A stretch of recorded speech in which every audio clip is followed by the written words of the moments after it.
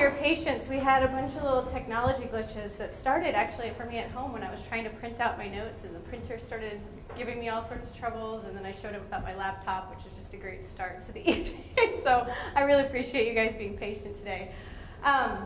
It's such an honor to be back here. This is actually my second year back with the Symphony of Life series, and I'm kicking it off. I'm kind of like the warm-up act. I'm like the opening act. All the other speakers. That's awesome. I don't feel any pressure then. As Lindsay said, I used to be pro-choice, and that was sort of the default setting for me. And I think in a lot of ways, especially today, that really becomes the default setting if there is not any intentional upbringing in the pro-life position, and specifically in the faith. And I didn't have any religious upbringing, had a great family values, and great parents who loved me, but religion was not a part of our setting. And so as I was growing up and getting into the teenage and college years, it just seemed like the most tolerant position to adopt. And there's really never any reason and never any, you don't ever have any necessary reasons to defend your pro-choice position. You get to just use cliches and sound bites and throw them out there, and you're pretty much left alone, because that is the going mantra, right, is my body, my choice, and all of these, I call them bumper sticker debate type cliches that are thrown out, the sound bites that you can just throw out, hurl like a grenade, and then run away. And nobody ever challenges you, and you certainly don't hear the pro-life position at all. At least I didn't in secular society. It wasn't until I was looking into the Catholic Church as a result of having met someone who was not just a Catholic, he was a devout Catholic who just applied for seminary when we met. So it was an interesting love connection there. You know, agnostic, pro-choice feminist meets guy who's going to be a priest. You know, one of those match made in purgatory kind of thing. So, so anyways, long story short, I ultimately did enter the RCIA process to look into this faith, to look into the Catholic Church, and found a lot of holes in my thinking. My worldview had really been kind of hodgepodge constructed together by a lot of different secular philosophies and ideas that you kind of think that you're coming to on your own, that, you know, I develop my own truth, so to speak, but really, we don't develop our worldview in a vacuum. We are constantly bombarded by lots of different influences and lots of different factors out there. And so I sort of constructed this worldview and then hung on to it, and once I was looking into the faith, and on this issue, the pro-life issue of the abortion issue and contraception, I was so worried I was not going to be able to buy into it. I just thought, even if I want to, I cannot imagine going from this side of the spectrum over here and actually buying into this. So God has a sense of humor, because not only did I buy into it, but now I'm proudly promoting it, celebrating it, speaking on behalf of it, and it's just been a very interesting journey. So I want to start this evening with a story for you, and it's about a blogger who posted an anonymous post last month, and she says that she's that kid. She's that kid who was raised in a pro-life, very devout, conservative Christian home, going to pro-life rallies with her parents. She describes in great detail many of the raw images that she saw, the descriptions that were conveyed to her about what abortion is. It was part of their life to be pro-life. And just last year, she had an abortion. And it's a very raw account.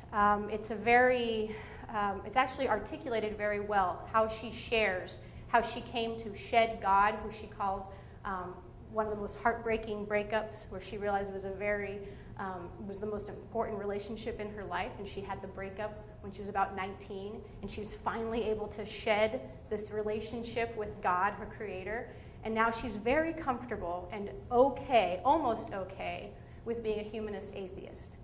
And she came into a situation where she got pregnant, and always said that if she ever were to get pregnant, she knew she would have to keep the baby because of what her parents believed. And she chose abortion instead, because when she really got down to it, she had not really developed for herself an ownership over that position. And she was surprised by the regret that she had for several months after. She said she felt like she was being a bad feminist, because she actually had regret and actually had memories and had to reconcile with the fact that she chose this path as opposed to this path, and it didn't ultimately erase her decision as she thought it might do. I tell this story because that's why we're here tonight. All of us here, I gather, are here because we have a pro-life passion. We believe that abortion is wrong. We believe that our problem is not unwanted children, it's unwanting parents, because that's really what the issue is. Every child is a wanted child.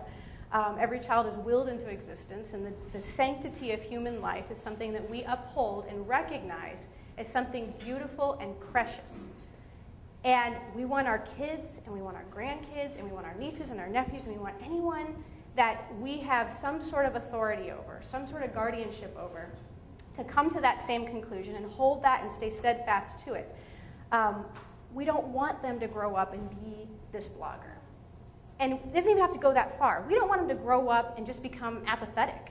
You know, we don't want them to be indifferent to this position and just start to adopt the pro-choice viewpoints, especially as they enter into academia, because it is in the name of tolerance. It seems to be the more common held position where, okay, maybe I would never have an abortion, but I can't force my beliefs on anyone else. And there's a lot of families that experience this trauma in their lives to watch their children just sort of drift away from any staunch position and sort of adopt the default setting of pro-choice. So we don't want our kids to lose sight of the truth. So we have a lot of adversaries out there, namely the culture of death. The culture of death and what Pope Francis calls the throwaway culture. This is a culture that really just doesn't uphold life at any level.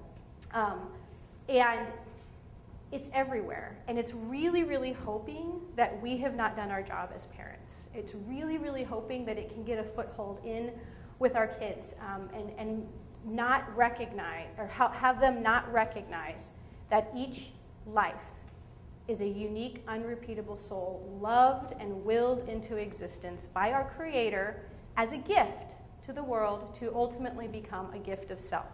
The culture of death negates that completely. The culture of death actually starts with a rejection and an exploitation of sexual dignity. It ultimately is selling a counterfeit claim that at the end of the day is that lust is actually love, and they're interchangeable. And we see it everywhere. I mean, you don't need to just watch a couple of minutes of Miley Cyrus up there to know that we have a serious, deformed, perverted vision of sexuality and the dignity of the human person, right? So this is why we have a problem with abortion in the first place, because individuals aren't loving authentically the way they're meant to. So just to break it down, lust is a form of use.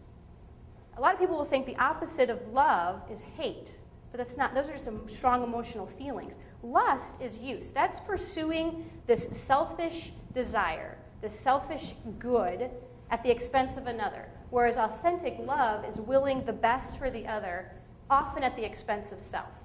And if everyone was doing that in the world, if everyone was operating in this manner, we would not have abortion.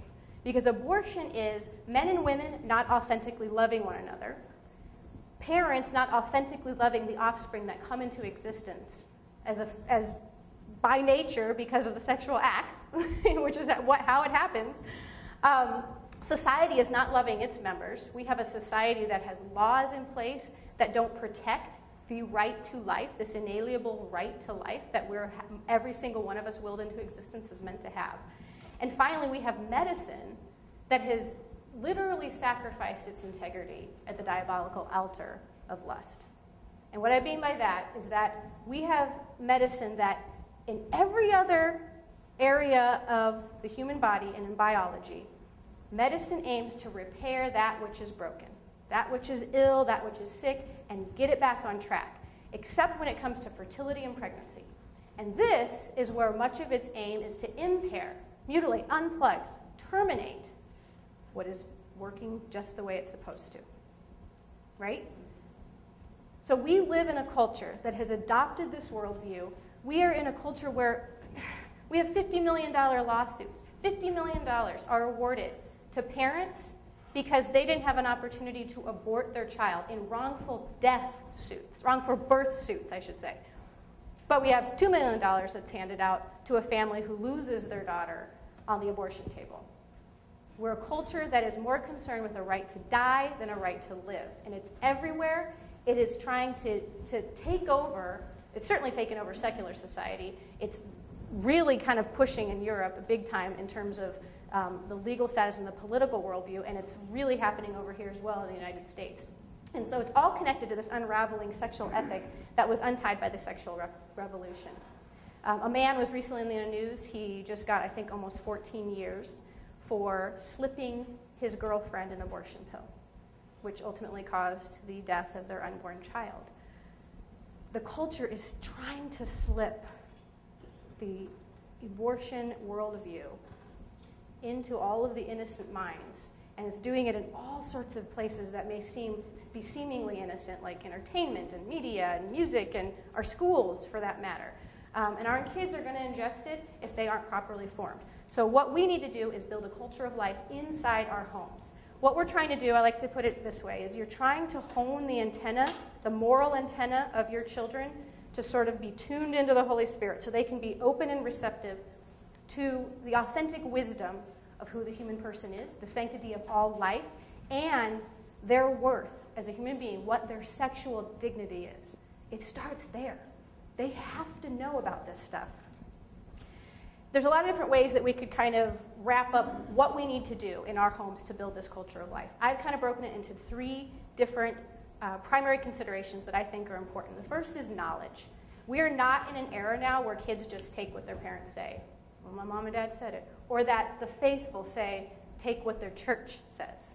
Church says it, so I'm just going to live by it.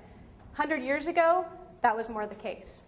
You could raise children and you could have a culture within your home that was based on the values that the parents set, and the parents were living out in line with their faith, and everyone was kind of towing the line, so to speak.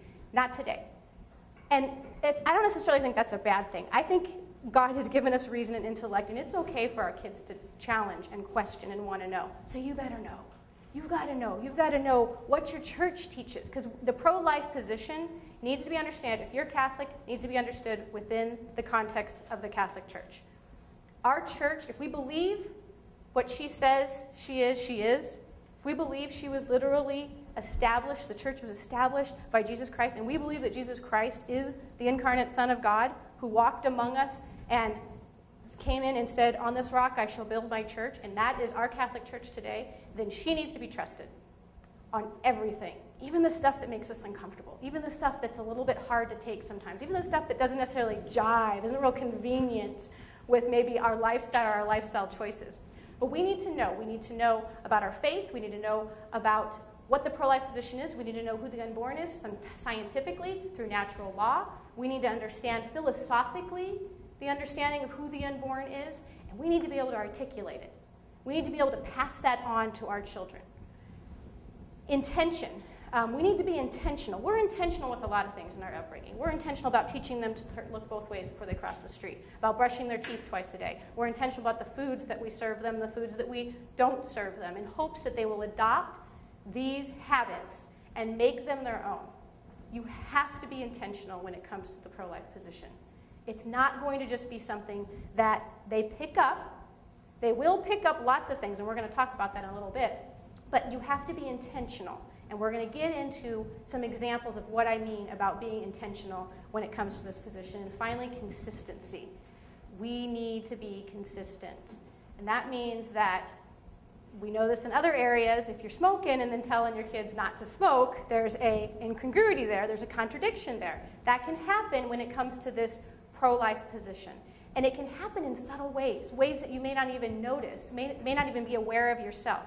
But it's important to recognize that we have to have a seamless tapestry, a tapestry that really understands the dignity of the human person and is played out in everything that we do in our life. So you can think about it this way. We're trying to lay a foundation. And the cement is sort of all this knowledge and this articulation and this intentionality and hopefully this consistency in what you're teaching in your home. But cement needs some time to solidify. And while it's still kind of wet, there's a lot of opportunity for a lot of little indentations and nicks and imprints to be made on it. And we're hoping that our kids, their foundation can be, they can reach adulthood unscathed in that foundation of the pro-life position. So we want to pour this foundation and make sure that it becomes firm, make sure that it hasn't been touched, because it's going to be once they get out into the culture of death, right? There's two challenges we face as parents. The culture of death, which is really, it's a active pursuit to not just attack the pro-life position or muffle the pro-life position, but to undermine it, to tell people that there's no reality. I heard recently that pro-lifers have been called liars. We've obviously been called bigots and many other things. And having been on the pro-choice side before, I know exactly how that works. I mean, the pro-life position has just been completely discredited. People don't even want to hear from it because it's already been preached and promoted through all of the propaganda that the pro-life side doesn't even have anything to say. They don't even have anything to say. They're just religious fanatics. They don't even operate in the real world. It's like, hello, no, we do actually operate in the real world. You people are the liars. But I don't want to get too crazy tonight. So it's two things, the culture of death, but also in our home, in very subtle ways, there can be little things that communicate a message that may seem very minor, maybe something that we don't even consciously recognize, that can produce little anti-life messages in a child, in their formation. So we need to intentionally weave a philosophy that's grounded in the knowledge of the truth, and doesn't waver or contradict itself, and be very deliberate in our words and our actions and our reactions to things. And then give them ownership over it, because nobody really takes ownership over something that's logged into their cortex, right? We need to be able to give them truth and then let them chew on it a little bit and let them sort of take possession of it so that it's theirs as well as ours. Okay, so I want to go through real quick sort of the couple-minute version of the overall understanding of our pro-life position. And I like to use the stand to reason model, which provides a very clean, articulate, brief defense of some of the major arguments against who the unborn is. And so the STR model basically asks this question first. If you're going to kill something, you need to identify first what it is. So when you sit down with your kids and you start to have these discussions and you start to have this play out in various areas of your life, you need to ask those questions. What is the unborn? What is the unborn? We understand the unborn, of course, to be a unique, unrepeatable soul loved into existence by our Creator, an eternal soul that will last for all time. We understand that, but the world has some different opinions about it. So we need to identify that first, of course, we have a human being, because this child, this person that has come into existence doesn't have parents that are dogs. It's not a marmot, it's not a dolphin, it's not a pig, although no matter what PETA says, we are human beings, and we are not the same as dogs or pigs or goats or marmots. So it's a human being. And then we have to ask, is it alive?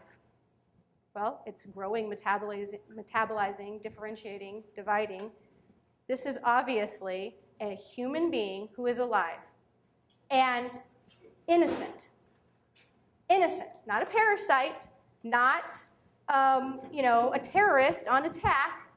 This is a human being who's alive and the most innocent, has done nothing. So is it ever okay to kill a human being who is innocent? Is it ever okay to kill an innocent human being? Well, if it's not okay to kill an innocent human being, ever, then it's never okay no matter what the circumstances are around it. It is never okay. And if it is okay to kill an innocent human being, then abortion should be okay in any circumstance. But that, of course, is not what the pro-choice side will try to sell. Often you hear things like, well, it's so much smaller. It doesn't even look human. It's just so tiny. I mean, you can barely see it. You can't even see it, until you get an ultrasound picture. And it's like, well, really, are we going to use size to assign value to the human being? I kind of take offense to that for two reasons. I'm a woman, and I'm smaller than my husband. And I was a gymnast for 13 years. I'm smaller than all the basketball players that I was walking next to in McHale Center at University of Arizona.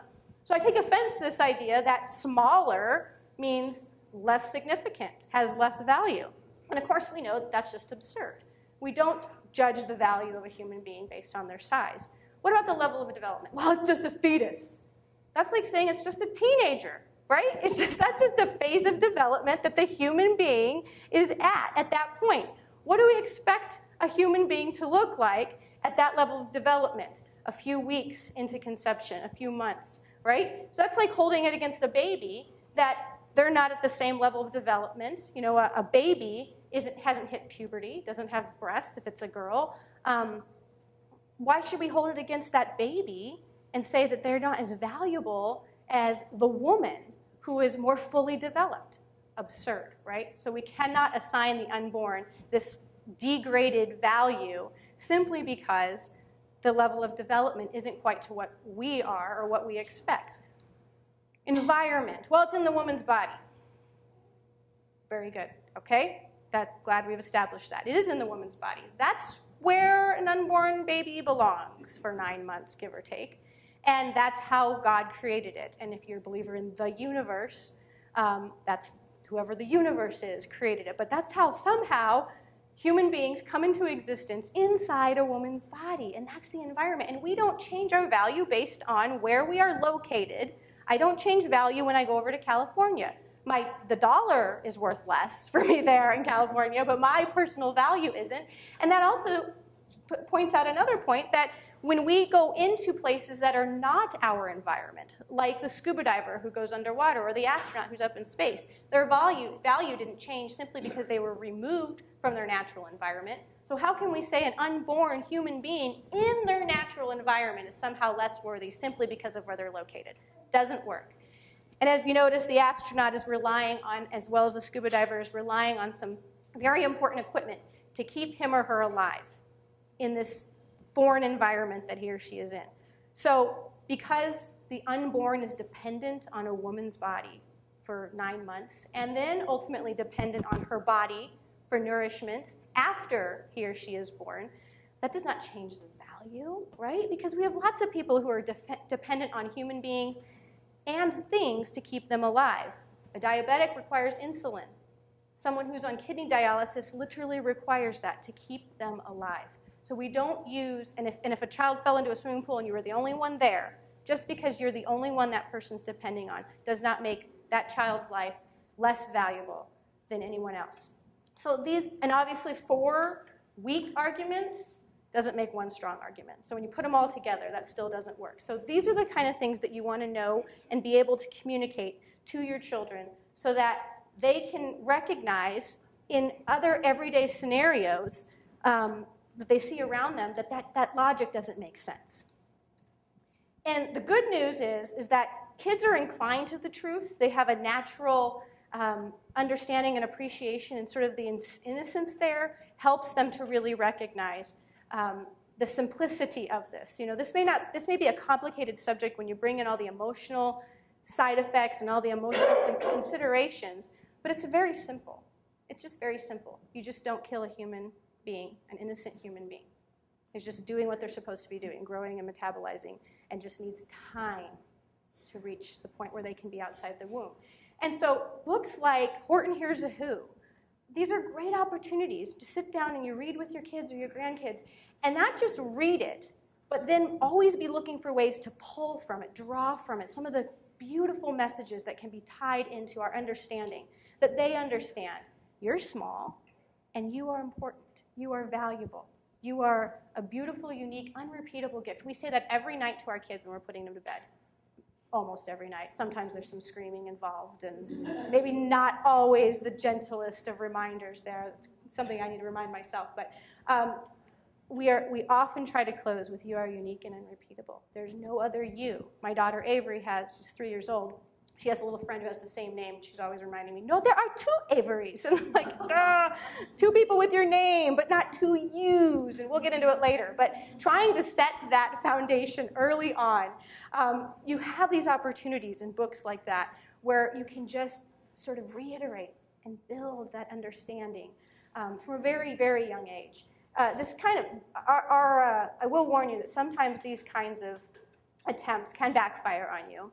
When I was pregnant with my third, I have 4, one up in heaven, actually, so I have 5. When I was pregnant with my third, my son, who was 4, spent about 6 months going around and asking other women if they had babies in their tummies, too. he was very selective in how he picked the women who may or may not have had babies in their tummies. And I would say about 90% of the time they did not. So it just left for a very humbling experience for those of us who had to kind of be like, no, does not have a baby in her tummy. But he had a real appreciation and kind of was on the lookout for that and thought pregnancy was beautiful.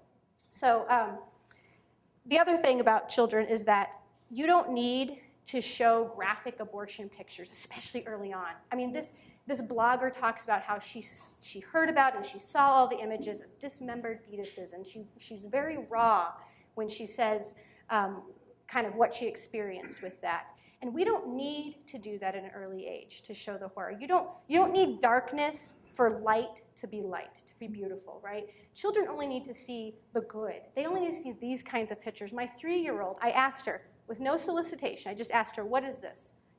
No coaching involved. And she said, well, that's a baby in their mommy's tummy, that's a baby in the mommy's tummy, that's a baby girl in the mommy's tummy, and that is a bee. Close. 3 out of 4 is not bad. And I think the reason she thought this was a bee, she said something about it's a bee in a drop. It's presumably a drop of honey. But it's because this is out of context. This is not an abortion picture, by the way. It's an ectopic pregnancy, so, which is always fatal to the child, often fatal to the mother. But she understood this is a baby, and clearly babies at this size and that look like this are in their mommy's tummy.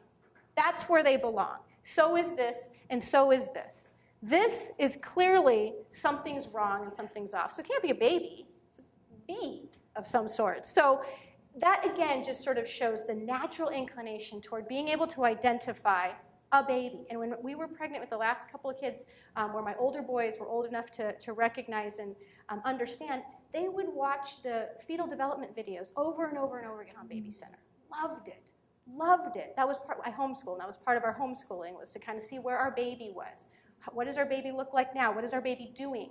They're fascinated by the fact that there's, at 21 days, a heart beating, a tiny little heart at 21 days after the baby is put in there by God. And again, using that terminology, that God decided to put the baby in mommy's tummy. So they get this stuff, and they don't need a lot of pressing and a lot of help. The other thing that what we've done in our family that I encourage is that connection to the siblings. And the pro-choice side, what I mean by that is the pro-choice side is often personal. People often hold their pro-choice stance. Sometimes they're ignorant to the facts, but more and more these days, you just can't be anymore. You can just Google, fetal development 8 weeks, and you can see these pictures come up. You can find what babies are doing and what they are and what they look like at any stage of fetal development. And you can find scientific evidence, of course, that life begins at conception. So a lot of times now, it's not so much the ignorance to the facts, although we still need to share that. It's something personal, where people feel forced to justify their position because maybe they have had an abortion. Maybe they participated in an abortion. They know someone they love desperately. They wouldn't be here if their parent didn't have an abortion. I mean, you can see all the nuanced emotional layers and complexities of why they got to hang on to that position. It's personal. We need to make the pro-life position personal. And you can do that in your own family with siblings. I mean, like I said, our kids, they understood this is their baby growing in mommy's tummy, their baby brother, their baby sister, and they're following that. They've been at all of our ultrasounds, if we've had an ultrasound. When we had 2 boys and we were waiting to find out if our third might be a girl, our boys went into that and were so excited standing there in front of the screen. Is it maybe a baby sister? There is a personal connection. And those are memories that they will have that will help sort of build that intimate link to the pro-life position. We need to construct an appreciation for life, and we need to understand an appreciation for sex. And you don't have to talk about it with the young kids. That doesn't have to be the birds and the bees. That doesn't have to come out. But an appreciation for the beauty of marriage. Husband and wife showing affection in front of your kids. They have to become so ingrained and saturated with the beauty of life that once they encounter the reality of abortion, it's unthinkable. It's incomprehensible. My 8-year-old, after we were listening to the March for Life on Immaculate Heart Radio, where the Catholic Conversation airs, Just thought I'd throw that in there. We started getting into discussion about what this was. And it led to all sorts of discussions about the First Amendment rights and why we have a right to stand up and protest things that deserve protest and to speak out and have that freedom of speech, and lots of different great conversations that came from that. But ultimately we were talking about what abortion was, and I tried to be as careful with my words as possible. He just kind of came up to me about 15 minutes later. He said, "You know what I can't wrap my mind around, Mommy, is why anyone would want to do that." And he's 8. He's 8. And he obviously doesn't have all the complexities that we understand are what drive women to be in that situation, those circumstances. But we want to make that option never even be an option because of their appreciation and understanding of the human person. We need to remember the importance of language.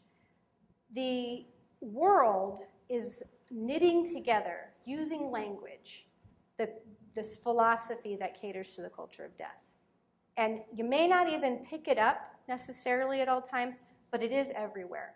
You hear things, just think about the semantics of how things are, especially in the media, which tends to have a little bit more of a leftist bent. The euthanasia issue, literally assisted suicide. Well, we hear things like death with dignity. We hear things like merciful end-of-life care. Pro-choicers are for choice, and they're activists. They're for reproductive freedom. It's probably a positive spin, the word freedom, of course. Whereas pro-lifers are anti-choice. We're protesters.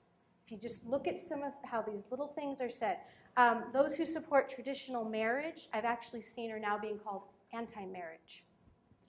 You know, like, wait a minute, no. Or anti-gay, and certainly bigots and things like that, all sorts of other name calling.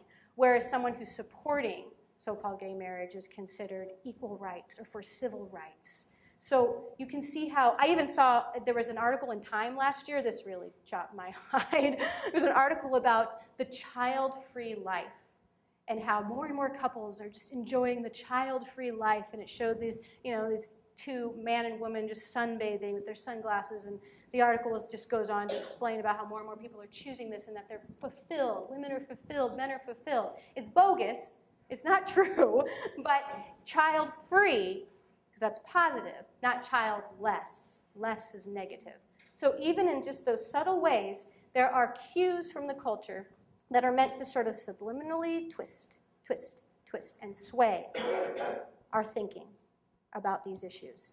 And so we need to counteract that in the home. We need to be very pro-life in our verbiage. We need to be using language that's positive. Like I said, talking about the unborn as a baby from the get-go, and our baby, you know, that personal connection. These subtle cues ultimately endorse the idea that sex is recreational, and that you'll be ready for it when you're ready for it, and that it doesn't belong in marriage.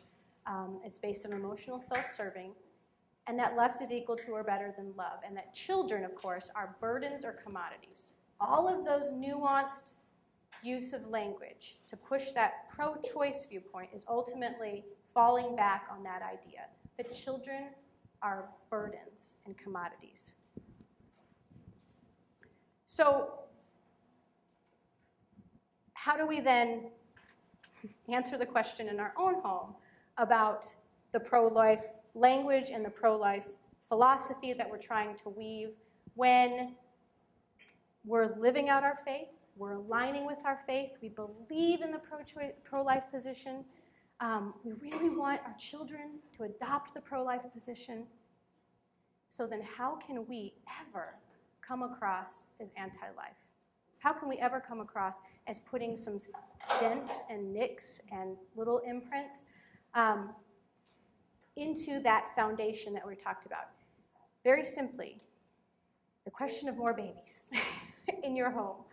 Like I said, I had 2 home births, and in my last one, the kids were off at IHOP, 5-star restaurant that you go when your mom's in labor, and then you announce it to everyone when you're at IHOP that your mom is in labor and having your baby brother or sister.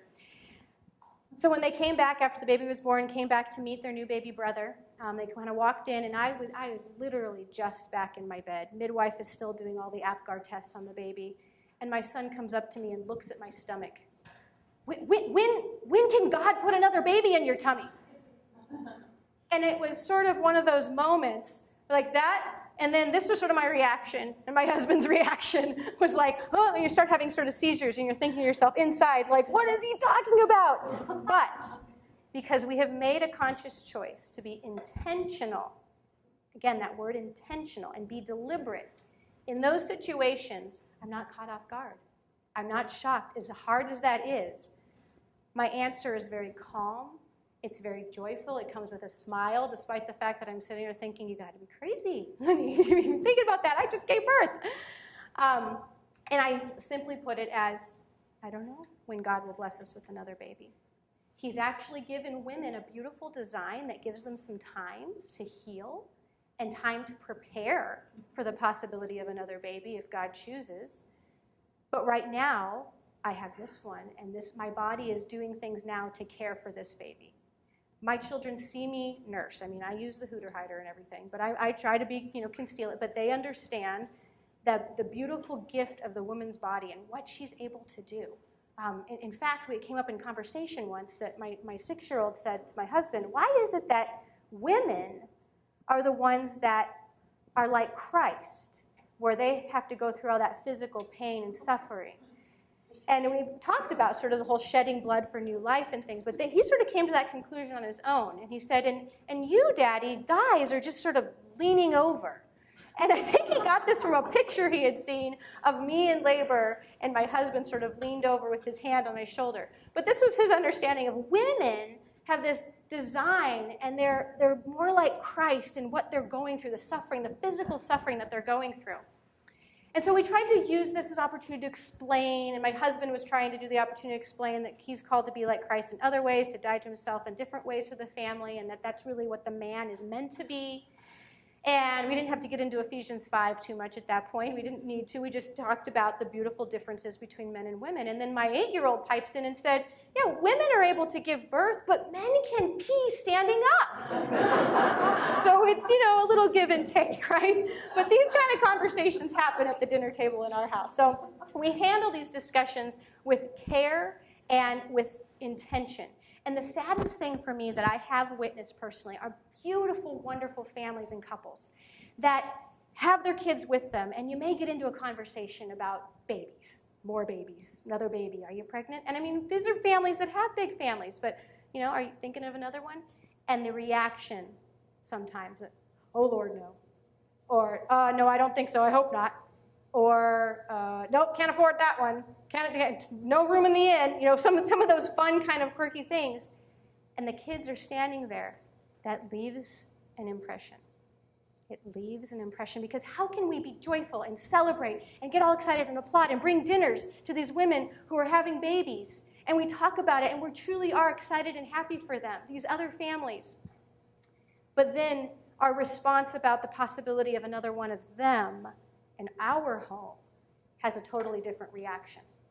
We need to be careful about those subliminal messages that can be sent. They come across very loud and clear, and you have to remember that the scariest thing for a child is something that scares his or her parents. And we often, because we're coached by the culture, and so many of the things that we have to deal with, all the practicalities, and couples that are dealing with infertility, where adoption is the means to their new family and adding to their family, there are so many variables that come into play in those family decisions, right? So it's very easy when we're up late and we're stressing and we've got babies that are waking up in the night and finances are kind of tight, and our vehicle really is not big enough to fit all of the car seats in it at this time, and you have all these practical issues. It can be very easy to sort of share that with kids, unbeknownst to yourself and to them, what they're really hearing. And but those subtleties and nuances can leave very large craters in their formation if we're not careful, if we're not intentional in our response and our reactions. And that means we need to be intentional in our alignment with our church, especially when it comes to the contraceptive mentality.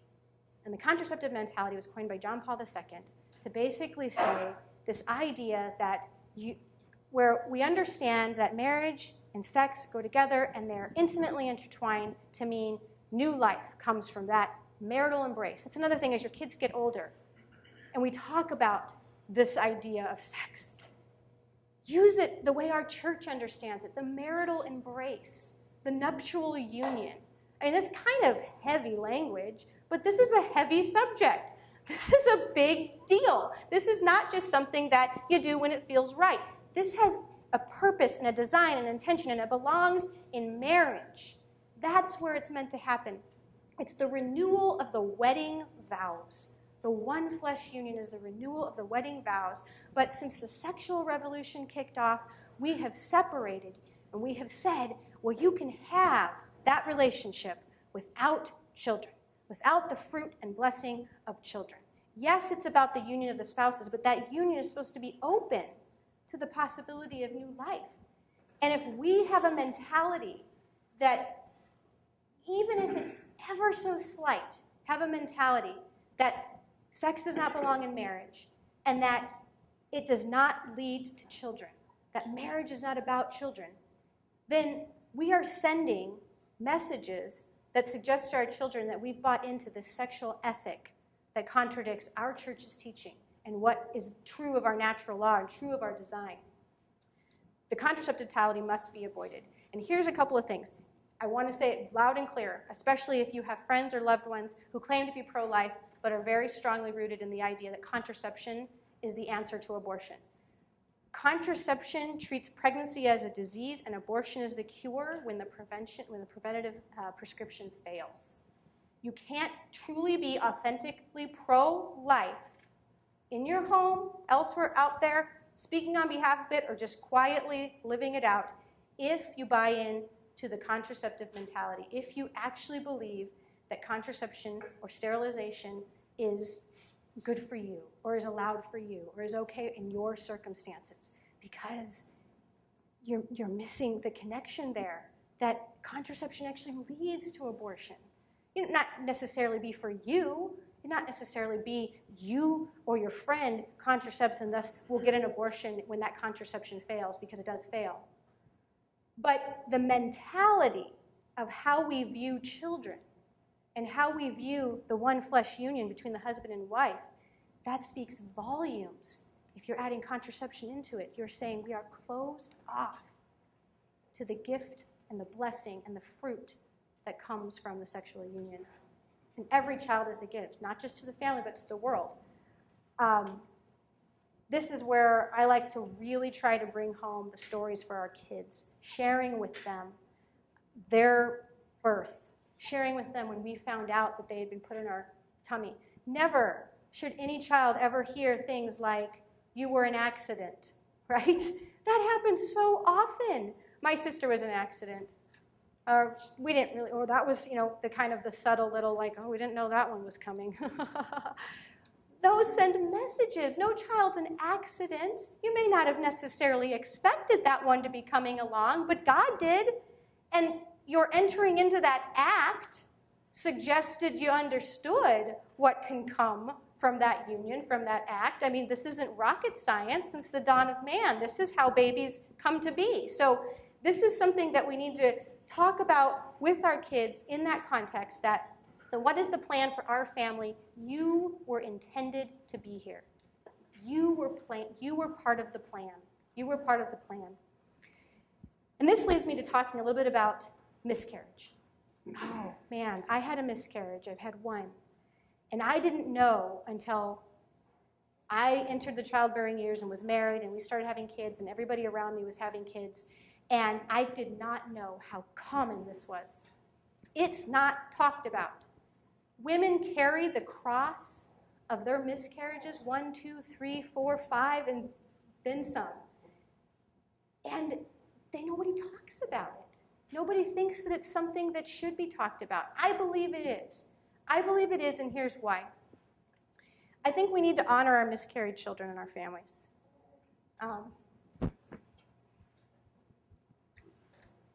I'm not saying you have to have stockings for them up at Christmas time or, have a seat at the dinner table for them, because that's trying to memorialize somebody to the point of almost ignoring their death. And we're not trying to ignore the death, but we want to make sure we don't ignore the life that existed, even if it was brief, right? Sorry, I'm getting emotional. Often parents will keep miscarriage to be a very quiet burden that they carry. But if we aren't honoring the unborn members of our family, we're basically saying that their life wasn't as important, wasn't as valuable. Now, of course, you're not going to have the same relationship with them. We understand that. That's okay. But you can talk about the siblings of your children. This is our kids at the Queen of Heaven Cemetery where we buried our little baby. And Donovan looks, I don't know, he's not necessarily amused. I'm not sure what that picture is supposed to be, but he's holding the tiny little casket. My sons and their little cousin were the pallbearers. And they pray for their sibling at dinner every night. My son Donovan tells people that he has a sibling in heaven. He tells them. He's very, very open about it. In fact, 2 days after I miscarried, I had to go to the lab for some blood workup to kind of see where things were at, because it was a missed miscarriage. I just sort of started the bleeding, but I didn't actually miscarry for several days afterwards. And my son is very interested in anatomy and biology and maybe wants to be a doctor someday, and so he said, can I go with you? He knew I had to go get the blood work, and I said, sure, if you'd like to. They're going to stick mommy with some needles. Are you okay with that? He said, yeah, I want to see it. So he came with me, and we were sitting in the lobby. And we got to talking to a lady who was sitting there. She struck up a conversation with Donovan because she noticed that he was wearing a shirt that she had bought for her own son. And in talking, Donovan said something like, well, we have 4 kids in our family. And I'm very proud about it. And she said, oh, I always wanted to have 4. I only have 3.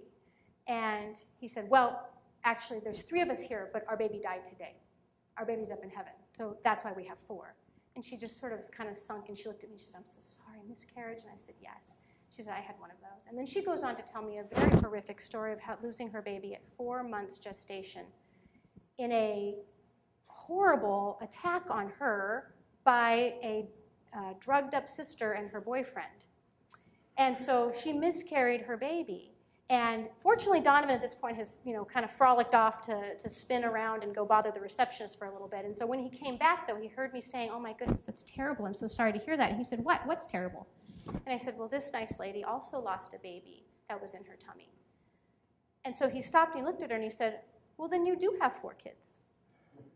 You just have one up in heaven. And she said, thank you. That's right. Thank you for that reminder. And when we were back in the lab getting my blood drawn, she was leaving, and she popped her head in, and she said, thank you, Donovan. It was so nice meeting you. Thank you for talking to me today. Those kind of seeds, you can't even put a price on them, that kind of message. And my kids are holding on to that because we have made sure that we honor the miscarried children as unique, unrepeatable souls who are a member of our family. They're part of our human history. They're part of our ancestry, and they're part of our family line, and they always will be. So to wrap up, I want to talk about just some of the other things that we need to keep in mind as we try to intentionally weave this philosophy, this pro-life philosophy. And that is the idea of responsibility for our actions and consequences to our actions. We live in a culture today that is constantly trying to circumnavigate and bypass any consequence, any form of suffering, any kind of repercussion to our choices and to our actions. I was in Fry's parking lot the other day, and I was getting into the car, and I looked up, and I heard and saw the car pulling in front of me just drive right into the vehicle parked next to him. And I thought, ooh, that's going to leave a mark, and oh, gosh, that sounded bad. And so I stood there for a moment. He got out of the car, and he looked like he was going to walk off. And so immediately I was trying to get kind of, a look at him and look at the license plate and make sure that I went into Fry's and sort of reported it. It actually had happened before at Fry's where I saw somebody hit somebody and drive off. And so I went in and told customer service to call for the owner of the car. So in this case, though, the woman was in the vehicle. She got out of her driver's side and kind of looked at him and said, excuse me. And she's trying to draw him back. She's like, you just hit my car. He would not take responsibility for it. Would not. Kept looking at it. It looks fine. It looks fine.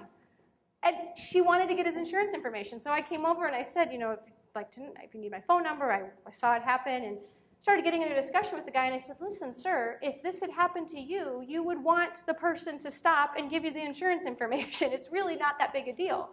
But let's be respectful and recognize that you did something and, you know, now we need to exchange information. It was shocking to me that he was just unwilling to take responsibility. And a lot of kids these days don't want to take responsibility, and mommy and daddy are happy to bail them out. Happy to bail them out. We've got to remember to teach our kids that there are consequences to their choices, and to man up if they're boys, and to woman up if they're girls, you know, to be responsible, because this is going to play into those decisions we make. That you can't just erase decisions that we make. You can't just scrub them out and pretend they don't happen. Every choice that we make has a dramatic ripple effect in our lives. Not only externally out on the world, but internally. There's an intrinsic reality that occurs and changes. So we need to make sure that that idea is woven through in this philosophy. The other thing is delayed gratification. And that gets back to the contraceptive mentality. A family and a parents that are practicing the chastity required of them by practicing NFP, or at least the openness to life and the understanding of the two go hand in hand, sex and babies, sex is for babies and bonding. They practice that. They can talk with their 16-year-old about chastity. They have credibility. You can't talk with your child about the importance of chastity, about the importance of saving yourself for something more beautiful, if in effect you aren't really living that out in your own marriage, right?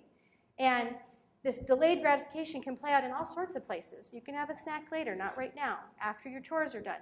Little things that we already do, again, with intentionality, think about how that ties into what we're teaching them about pro-life, about respecting our sexual dignity, respecting the gift of life, respecting who we are as human persons, who each of us are, who they are as human persons. Yes, take them to rallies. Yes, take them to prayer vigils. Go to Maggie's Place. Bring them along. Donate your clothes and tell them what Maggie's Place is for. Go to First Way and volunteer and take them on a tour and share with them what this is for. This is a place for women to come who are in crises, pregnancies, that have nowhere else to go. Share that with them. Pray with your kids. Pray with them. Pray in front of them. Let them catch you praying. We had one night, my husband and I were saying the rosary out on the couch, and our insomniac son comes wandering out about 2 hours after bedtime and caught us saying the rosary. Praise God. Caught us saying the rosary, you know. He didn't catch us, you know, watching Downton Abbey, which is sometimes what we're doing. So, you know, he caught us praying the rosary. And so as he's wandering off, we're including in our intention very purposefully a prayer for him and his future vocation, a prayer for his future spouse if he's called to marriage, that she be kept safe and healthy through childhood, that he be given the strength and the courage to grow into a man who loves and respects women. Praying that out loud so that they are picking it up, that they're valuable enough, that they're worth enough for that kind of prayer to be said on their behalf. And then saturate them with reasons to be kind to all walks of life. Because as we showed you in that sled test, this person has the same value as the person who's pushing him in the wheelchair, right? Our elderly have the same value. Let them catch you helping someone cross the street. I know it's kind of cliche because I don't know of many elderly that are actually crossing the street these days. But I mean, if you see one, go help them across the street. Have your sons, have them see you hand some money to someone and pray with someone who's sitting there on the curb asking for money. Pray with them right there in front of your kids. These are opportunities, treating our animals with respect, but recognizing that animals are not the same as human. Don't let them get caught up in this idea that animal rights, is more important than human rights. They're not. Animal welfare is very important, but animals don't have rights. They're not unrepeatable souls like we are. It's important to kind of draw that. And then recognizing that as they develop this position, as they truly believe that abortion is wrong, and that they truly have an appreciation for life, that then they can recognize that there are others out there that may not see it that way, and they are to be loved. And this is where we're still working on it, folks, because after the March for Life, as we started talking, it became very clear very quickly that my sons were very angry. And the more we talked about it, I realized that their anger was at our president. that they thought he was doing the abortions. He's the one actually performing all abortions, and he made the law. And we had to clarify a little bit about, got into checks and balances and Supreme Court, and it was a lot more civics that I was ready to get into at this time. But they were very, very angry. And there started to be discussion of helicopter attacks on the White House. And I thought, we're going to have a drone come and start spying on our house if we're not careful here. So I called my husband and I said, please help me. They're losing their minds. They're going so crazy. I don't know what to do. And so trying to talk them down and recognizing again that you're going to encounter people that don't share your beliefs. And if you really want to convert them, if you really want to change their hearts, then you have to show Christ. You have to show the beauty of the human being without getting all angry and attacking them, because that's not going to work.